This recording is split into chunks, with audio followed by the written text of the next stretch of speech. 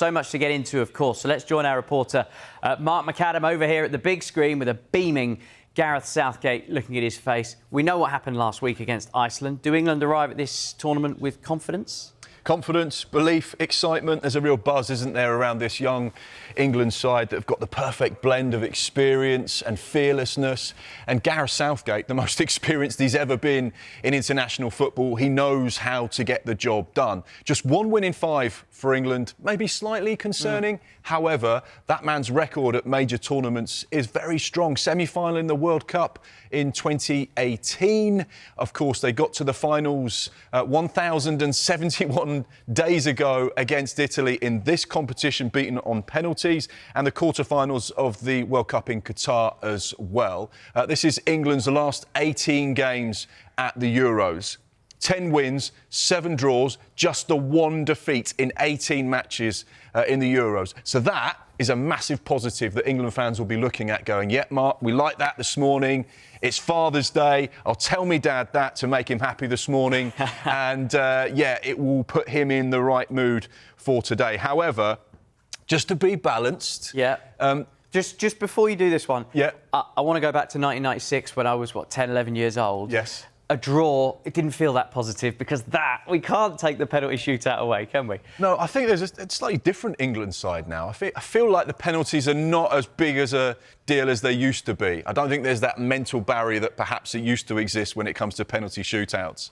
Okay. However, let's wait and see what happens. Now the balance is, whilst that record is phenomenal, the opening game in the Euros, and you touched upon it there, isn't always as positive. Oh, this is England's opening games at the Euros going back to 1980.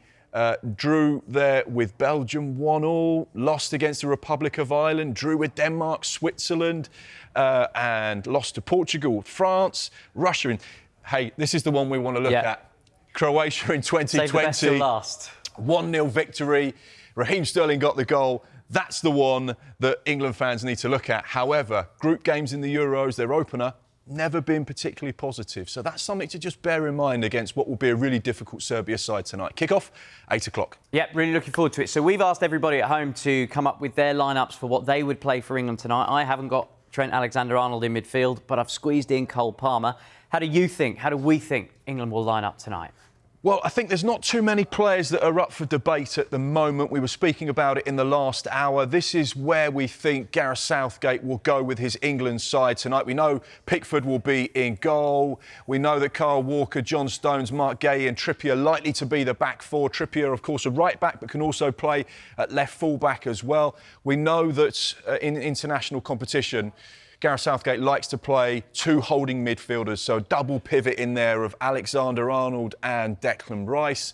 And then the exciting players, Bukayo Saka, what a season he's had for Arsenal. Phil Foden, player of the Premier League on the left-hand side. Jude Bellingham, La Liga player of the season in that number 10 role. And then, of course, the man we were speaking about just a few moments ago, Harry Kane, who continues to score for England. That's how we think England potentially will line up, Chris. But, of course, there could be 1 or 2 surprises in there. But that experience in that squad is going to be absolutely crucial tonight.